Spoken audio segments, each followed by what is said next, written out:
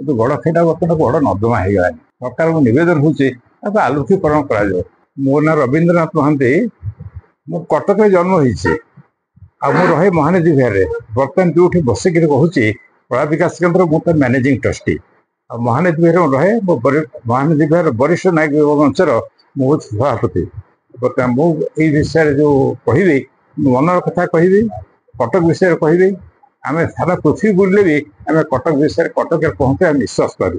ବାରବାଟୀ ଦୁର୍ଗ କହିଲେ ଆମେ କଟକିଆ, କଟକରେ ଜନ୍ମ ହୋଇଛୁ, ଆଜି ପର୍ଯ୍ୟନ୍ତ କଟକରେ ଅଛି।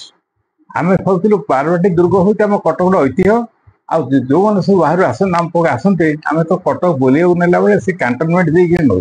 ଯେତେବେଳେ କ୍ୟାଣ୍ଟନମେଣ୍ଟରେ ସବୁ ବଡ଼ ବଡ଼ ଲୋକମାନେ ରହୁଥିଲେ, ସେଇ ବାଟେ ଗଲାବେଳକୁ ତା ବାରବାଟୀ ଦୁର୍ଗକୁ ଦେଖିଲେ ଆମ ଗୋଟେ ଗର୍ବ ଆସେ। କ'ଣ ଥିଲା ବାରବାଟୀ ଦୁର୍ଗ? ଆମେ ତା ଭିତରୁ ନେଉଥିଲୁ, ମୋ ସାଙ୍ଗମାନଙ୍କୁ ସମସ୍ତଙ୍କୁ ନେଉଥିଲୁ।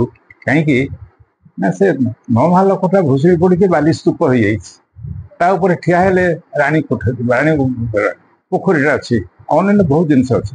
ଏଇ ଜିନିଷ ତ ପଶିଲା ବେଳକୁ ସେ ବାରବାଟୀ ଦୁର୍ଗର ଯୋଉ ଦୁର୍ଗ, ତା ଯୋଉ ମୁହଁଟା, ସେ ମୁହଁଟାକୁ ଦେଖିଲେ ଲାଗେ ଯେ ତା ଭିତରେ ଗୋଟେ କ'ଣ ଅଛି। ଚାରିପଟ ଯାକ ଗଡ଼ଖାଇ, କିନ୍ତୁ ଗଡ଼ଖାଇଟା ବର୍ତ୍ତମାନ ବଡ଼ ନର୍ଦ୍ଦମା ହେଇଗଲାଣି। ତାକୁ ବର୍ତ୍ତମାନ ଆମର ପ୍ରସ୍ତାବ ହେଉଛି, ସରକାରଙ୍କୁ ନିବେଦନ ହେଉଛି ତାକୁ ଆଲୋକୀକରଣ କରାଯାଉ। ଯେମିତି ବାରବାଟୀ ଷ୍ଟାଡିୟମ ପାଖରେ ପହଞ୍ଚିଲେ କ'ଣ ତା ଭିତରେ ଅଛି ଦେଖିବେ, ଖୁସି ହେଇଯିବେ, ଗର୍ବ କରିବେ। କିନ୍ତୁ ସେଇଟା ହେଇପାରୁନି। ସେ ଅତ୍ୟନ୍ତ ଦୁଃଖଦାୟକ। ଆମେ ତ କିଛି କରିପାରିବୁନି। ଆମେ ଯୋଉ ବୟସରେ ପହଞ୍ଚିଲୁଣି, ଆନ୍ଦୋଳନ କରିପାରିବୁନି। କିନ୍ତୁ ବର୍ତ୍ତମାନ ଆମେ ସରକାରଙ୍କୁ ନିବେଦନ କରିବୁ, ପ୍ରସ୍ତାବ ଦେବୁ। କଟକିଆ ଗର୍ବ ଯୋଉ କରୁଛନ୍ତି, ସେଇ ଆଲୋକୀକରଣ କରିକିରି ତା ସୌନ୍ଦର୍ଯ୍ୟ ବୃଦ୍ଧି କରାଯାଉ। ଯିଏ ଆସିବ କଟକ, ସିଧା ହବ କ୍ରିକେଟ ଖେଳ ଦେଖିବାକୁ, ସେ କହିନାହାନ୍ତି ଦୁର୍ଗ ଭିତରେ ବୁଲି ଆସେ। এইটা হচ্ছে মোর সরকার নিবেদন। আমি দাবি করিপারিবুনি, আমার বয়স নাই, জীবনে রহি হাজার করিনু। অনুরোধ করি বুঝেইকি এইভাবে সরকারকে আমি নিবেদন করছি। এইটা কার্যকারী হলে আমি সরকারଙ୍କ ପାଖରେ ଚିର କଟକିଆ ଚିର କୃତଜ୍ଞ ହଉ।